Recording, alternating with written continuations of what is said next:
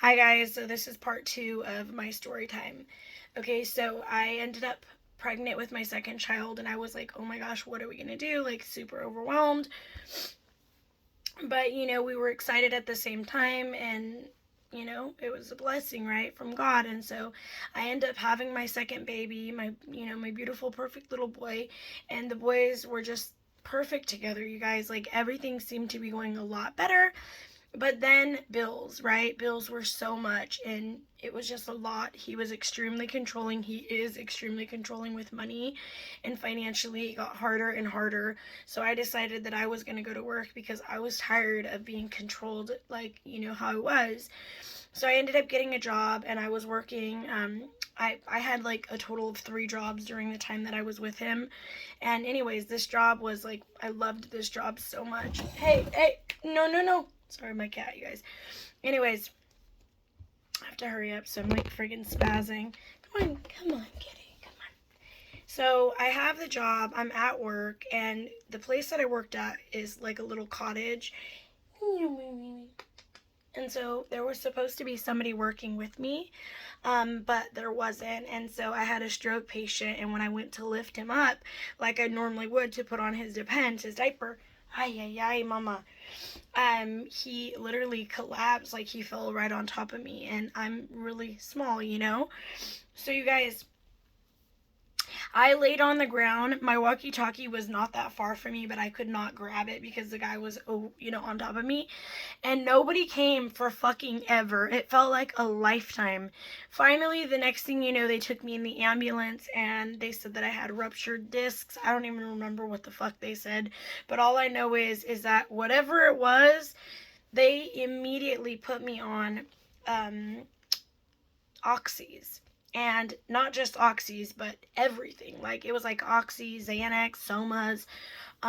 It was a lot, right? And so, sorry. Hey, kitty! Kitty, no. Girl, no.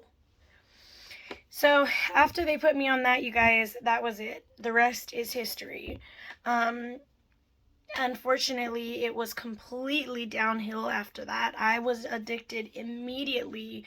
The way life was going, with the boys' dad, we fought, we argued a lot already before that because, like I said, the magazines, and he would do sneaky shit. He'd be talking to other girls and shit like that, and it would really mess with me. So when I got on those pills, that was it. Like, that was it. I instantly was done with the relationship. I was done with everything because that's what drugs do to you. I felt like it sucked my soul out of me, and then the next thing you know, I'm not even me. I was just a shell of who I once was.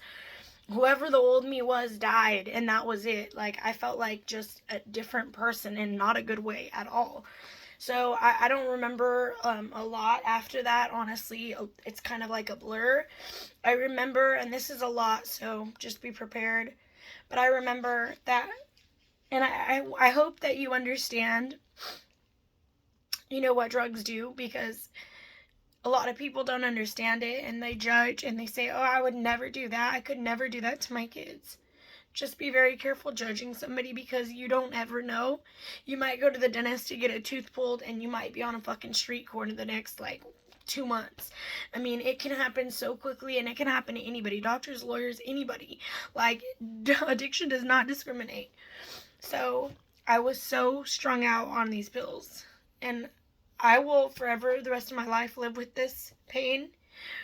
Um, I remember that I woke up and he was on the phone with my drug dealer, telling them, like, stop selling to her, please, we have a family.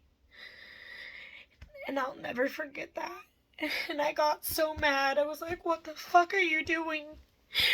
I need those, like, and it was just so sad to remember. And I was so angry. I was like, what are you doing, dude? And I was so mad, you guys, and I ended up punching my hand through the window because I was so mad. Well, we let his sister stay with us, and that was where another part of our problem happened because she came to stay with us and she started rearranging my whole house, like moving my whole entire house around. She started putting all her pictures on the walls in my house, and I was like, what the fuck? Like, and but I was at that point, I was like, I didn't want to say anything, and I should have just said something right then and there. I should have just said, hey, like, we're letting you stay in the room, but this is our house. But I didn't. I kept my mouth shut. And I really should have just said something to her, but I know that really bothered me. And then I was like, well, this doesn't even feel like my house. Basically, it was just another excuse in my mind to say, well, this is why I can't be with him, because that's what the drugs did to me, and so very shortly after that, I packed up my car, I packed my boys up, and we came to California, which was a really fucking stupid idea and one of the biggest mistakes I've ever made. But the thing is that I didn't have anybody at all to get me off the drugs. I didn't have anybody. No, he didn't want me to take them, but he didn't give me any fucking solutions either, It was just don't take them. And if you don't take meds, you're fucking in detox. Like, it goes, your body goes through a lot, and I was already addicted, and so he would say don't do this, but there was never any like let's get you help kind of talk, and I needed help, and I had nobody at all. Like, I had nobody in the world to talk to me to get me help, and so I came to California, and that was, like I said, one of the biggest mistakes that I've ever made, because at the end of the day, I felt like this relationship will always forever be something that we obviously both failed at, but this relationship will always be unclosed. Like, there's too much unfinished business for both of us. For me, like, I forgave for him for everything that he's put me through, but I will never be able to move on fully knowing that he's not shut that fucking wound. Do you understand? Like, I have a lot of resentment inside of me because of what happened. And I'm gonna move this to you guys. And I have a lot of guilt for what happened. And it's really difficult. Like, it's really, really hard. And so, and when I say resentment, toward myself. So anyways, after I came to California, you guys, that was almost all she wrote. I came down here, and I ended up going to stay with my sister, who was on substances also. And I couldn't get any pills, and so heroin was the next best thing. And thank God I didn't get that, because I don't think I would be here if I did. But I ended up smoking dope after that, and that was it. My life is almost a fucking blur. He ended up coming and taking the boys one after the other, and without the boys, I didn't want to live. But with the boys, when I had them, they were subjected to the drugs during that time. And again, that's another thing that I have to live with. That I put my kids through that. They were innocent. They didn't ask to be born, and they didn't ask to be here. And honestly, that's another thing that, like, so many things haunt me, but that's another thing that haunts me because, that time in my life was just some of the darkest moments, ever. And so I remember once the boys went back to go with him, I ended up talking to him, and he would tell me, Jamie, like, we're gonna work it out and everything's gonna be okay, you come back up here and we're gonna have our family back. And so when I went back up there, I thought, like, everything was gonna be better, and I was so naive, you guys. I wish I had known, what I know now.